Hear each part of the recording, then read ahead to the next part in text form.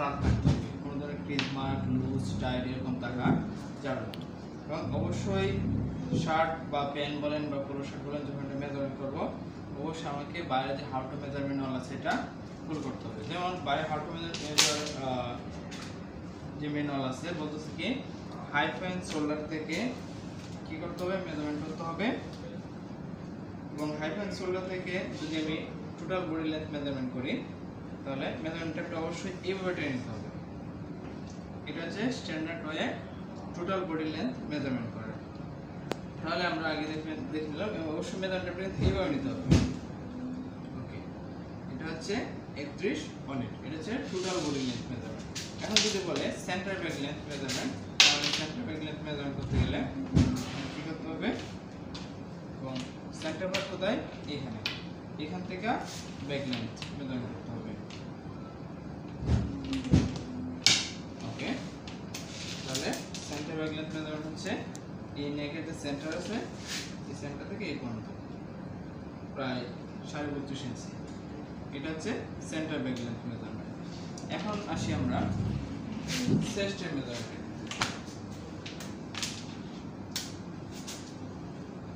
তাহলে chest area কোনটা, chest area হচ্ছে এই এরিয়াটা হচ্ছে চেস্ট এরিয়া। তাহলে চেস্ট এরিয়া মেজারমেন্ট হবে এইখান থেকে এই আর্মহোলের পয়েন্ট থেকে এই আর্মহোল, এটা হচ্ছে চেস্ট এরিয়া, কিন্তু ডাবল এ মেজারমেন্ট। যেমন এখানে আছে কত যে 23 তাহলে এটা ডাবল করতে হবে। এবং অনেক সময় বাইরে রিকোয়ারমেন্ট থেকে চেস্টের মেজারমেন্ট এখান থেকে 1 ইঞ্চি নিচে, যে আন্ডার আর্ম থেকে 1 ইঞ্চি, তাহলে 1 ইঞ্চি নিচে হবে ওকে 33 হচ্ছে চেস্টের মেজারমেন্ট। এখন অনেক সময় বাইরের মেজারমেন্ট থেকে ওয়েস্টের মেজারমেন্টের পজিশন থাকে যে, এবং অবশ্যই মেজারমেন্ট করার সময় এই বাটন যা আছে সবগুলো লাগানো থাকতে হবে। বাটনগুলো থাকলে প্রপারলি মেজারমেন্টটা পাওয়া যায়, এবং যদি কোনো বডি যদি হ্যাং করে থাকে তাহলে প্রপারলি মেজারমেন্ট পাওয়া যায়। এই জন্য আমাকে কী করতে হবে, এই হ্যাঙ্গিং অবস্থা থাকতে হবে এবং বাটনগুলো লাগানো থাকতে হবে, বডিটা ফ্ল্যাট থাকতে হবে। ওয়েস্টের মেজারমেন্টের সময় বাইরে কী করে পজিশন দিয়ে দিই, যেমন বাইরে বললো যে এটা হাইপ অ্যান্ড শোল্ডার, এই হাইপ অ্যান্ড শোল্ডার থেকে 20 ইঞ্চি নিচে কী মাপতে হবে, ওয়েস্ট মাপতে হবে। তাহলে এই পয়েন্ট হচ্ছে ওয়েস্ট এরিয়া। ওকে, ওয়েস্ট আছে 22। আবার ওয়েস্টের নিচে আছে ব্যান্ড, যেমন ব্যান্ডের মেজারমেন্টের ক্ষেত্রে এটা থেকে এটা হচ্ছে শার্টের ব্যান্ডের মেজারমেন্ট বা বটম হেমের মেজারমেন্ট। এই বটম হেমের যে এরিয়া আছে এটা, এখন এই পাশে যে বাড়তি অংশ আছে এটাকে বলা হয় ফ্রন্ট টেল, আর ব্যাক পাশে যে বাড়তি অংশ আছে এটাকে কি বলা হয়, ব্যাক টেল বলা হয়। তাহলে এটা ফ্রন্ট টেল কত আছে, এখানে 3 ইঞ্চি আছে হলো ফ্রন্ট টেল। এখন যদি আমি ব্যাক সাইডে যদি টেল বের করতে চাই, তাহলে আমরা আগে যে মেজারমেন্টটা করলাম এই এরিয়াতে, এই মেজারমেন্টটাকে বলা হয় কি বটম হেম অথবা সুইপ, অথবা কি বলা হয় সুইপ। আর এটা ব্যাক সাইড মেজারমেন্ট করতে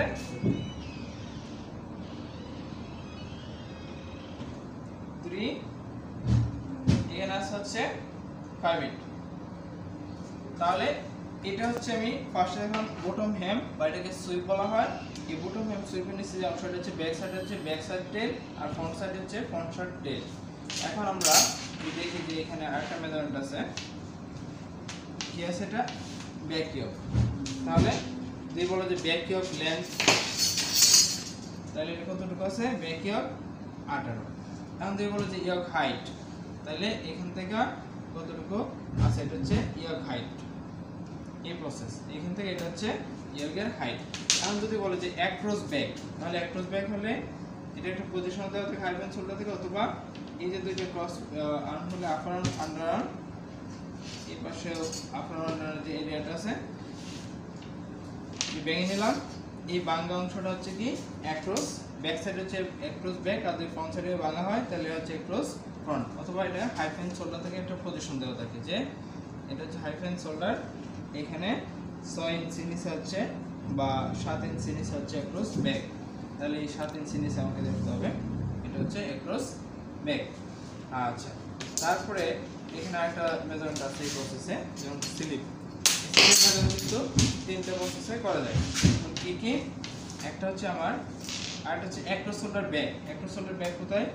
এখানে। এটা হচ্ছে অ্যাক্রস শোল্ডার ব্যাক 1834, এবং এই 1834 এর অর্ধেক করতে হবে, তাহলে 18 অর্ধেক 9, আর এখানে কত হয় 9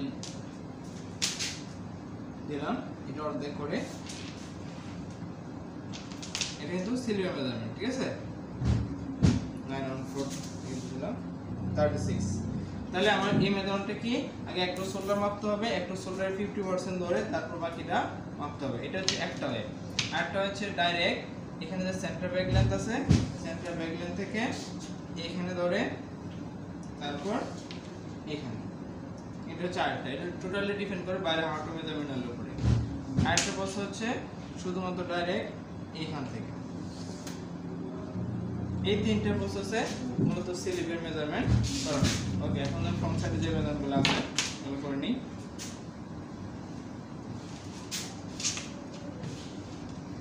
আরেকটা আছে আর্মহোল।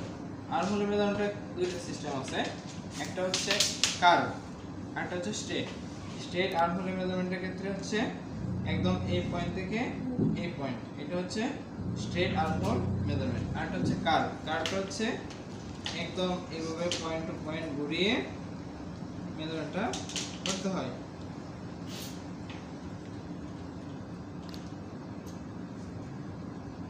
তাহলে এখানে হচ্ছে 1134 ডাবল করতে হয়। এটা হচ্ছে কি কার্ভ মেজারমেন্ট, আর ওটা হচ্ছে স্ট্রেট মেজারমেন্ট।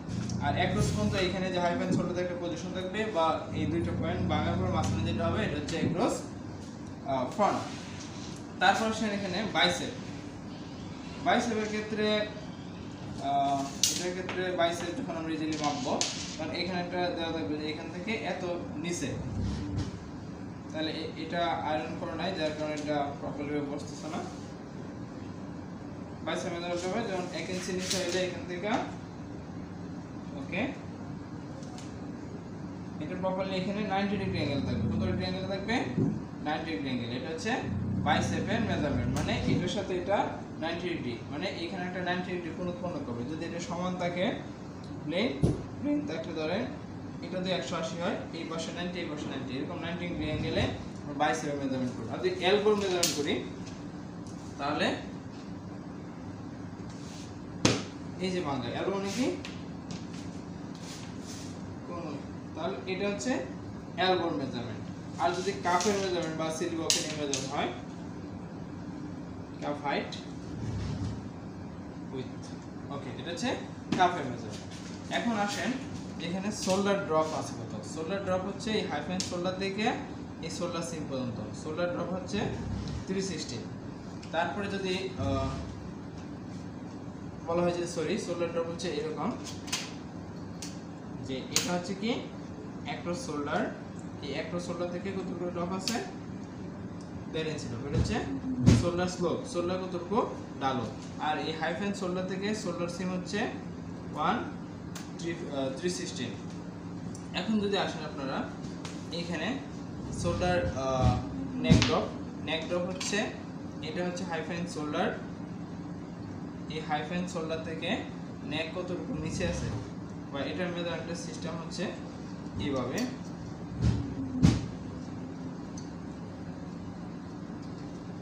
ওকে, এবং এই নেক বরাবর সোজা যেটা হয় এটাকে হচ্ছে ফ্রন্ট নেক ড্রপ। এটা কি নেক ড্রপ? ফ্রন্ট নেক ড্রপ 334, এটা হচ্ছে ফ্রন্ট নেক ড্রপ মেজারমেন্ট। এখন যদি আমরা ব্যাক নেক ড্রপ মেজারমেন্ট আপনাদেরকে দেখাই,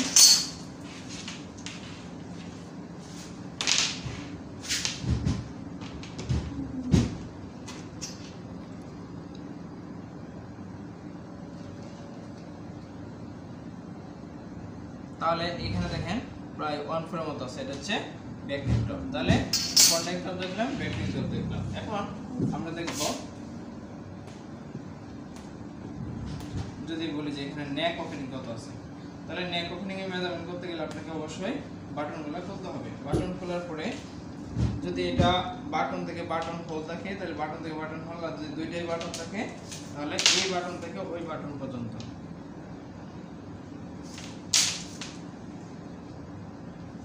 এই যে 17 ইঞ্চি, এটা হচ্ছে নেক বেন ওপেনিং বা এটাকে নেক ওপেনিং বলে। যদি ব্যান্ড হাইট বলে, এই যে ব্যান্ড হাইট, যদি কলার হাইট বলে কলার হাইট, যদি কলার পয়েন্টের উইথ বলে, যদি কলার পয়েন্টের লেন্থ বলে তাহলে এটা কলার পয়েন্টের লেন্থ মেজারমেন্ট করবেন। তাহলে একইভাবে যদি আপনি পকেটের ক্ষেত্রে আসেন, যদি বলে যে পকেটের লেন্থ, তাহলে পকেট কতটুকু লম্বা আছে। যদি পকেট উইথ বলে তাহলে এটা হচ্ছে পকেটের উইথ। যদি বলা এটা ফ্লাফের উইথ তাহলে এটা হচ্ছে ফ্লাফের উইথ হাইট।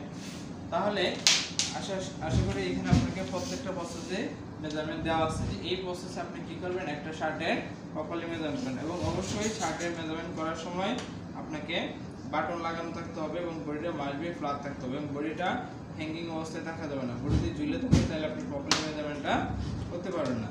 এই জন্য আপনাকে অবশ্যই শার্টের যখন মেজারমেন্ট করবেন তখন এভাবে ঝুলে থাকা যাবে না বা এভাবে হ্যাং করে থাকা যাবে না এবং বডিটা অবশ্যই কি করতে হবে, ফ্ল্যাট থাকতে হবে, এভাবে হ্যাং করা যাবে না। প্রয়োজন আপনি এটাকে এভাবে ফোল্ড করে তারপর প্রত্যেকটা প্রসেসের মেজারমেন্ট করবেন। Thanks all.